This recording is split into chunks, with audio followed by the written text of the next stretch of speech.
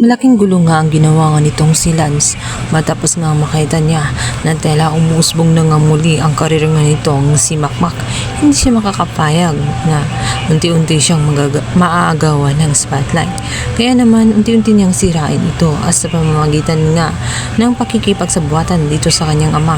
Matapos nga kasi nitong kuhaan ng video, ito nga si Nonoy, matapos nga magmakawa ito na tulungan niya si Makmak at mabalik muli sa Guerrero Boxing Gym.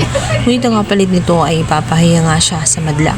At ang pinakamatindi ay nagkaroon ng video kung saan ito nga ay papakalat sa pamamagitan ni Lance na siyang maging dahilan kung bakit masisira nga ang napakagandang mood nitong si Makmak matapos nga niyang maipanalo ang kanyang laro dito nga kay Boy Kidlat. Kaya naman ang kumalat ang video nga ng ama nitong si Makmak kung saan nakadaldress ito. Pinagtatawan ito ng mga tao at hindi na rin siya makailag dahil sa kahihiyan na ginawa ng kanyang ama.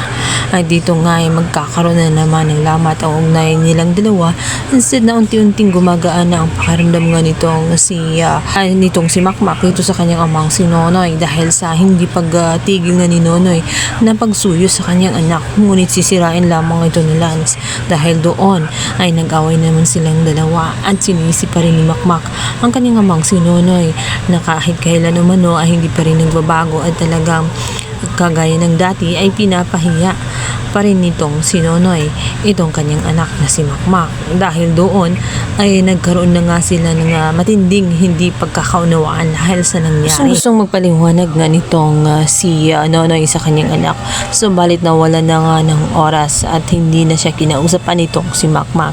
Kaya naman sa sobrang galit nga ni Nonoy ay agad niyang sinugod ang bahay nga nitong si Kaloy. Alam niya na walang ibang may gawa noon kundi siya, lalong lalo na at naalala niya na yun ang naging kondisyon matapos ngang pumayag itong si Kaloy na muling ibalik sa Guerrero Boxing Gym ang kanyang anak na si Makmak. Tiniis niyang lahat ng alang sa kanyang anak. Yun ang hindi naintindihan ni Makmak. Kaya naman na masama ang loob niya sa ginawa nga itong si Kaloy. At sa sobrang pag-init nga ng kanyang emosyon ay naroon na nga hinamon niya ng sutukan itong si Kaloy. At puruhan nga itong si Kaloy. Subalit kalaunan ay tinulungan siya ng kanyang mga bodyguard na siya naging dahilan kung bakit bumagsak nga sa lupa itong si Nonoy. At agad nga siyang binalaan ni Kaloy na wag umano siyang magtangkang pumasok ulit sa kanyang pamamahay para bastusin siya dahil hindi na niya alam kung ano pa ang kanyang gawin pagdating sa kanya. Sa kabilang banda, mapapainom naman itong si Mang Doming. Matapos nga ang viral video ng kanyang anak na si Nonoy ay hindi maiwasan. Maging sa kanyang kainuman ay aasirin siya nito na siyang maging dahilan na hindi siya makapagtimpi at papatulan nga niya ito. At dahil doon ay aksidente nga siyang masaksak dahil sa hindi nakakontrol ng emosyon ang kanyang kalaban.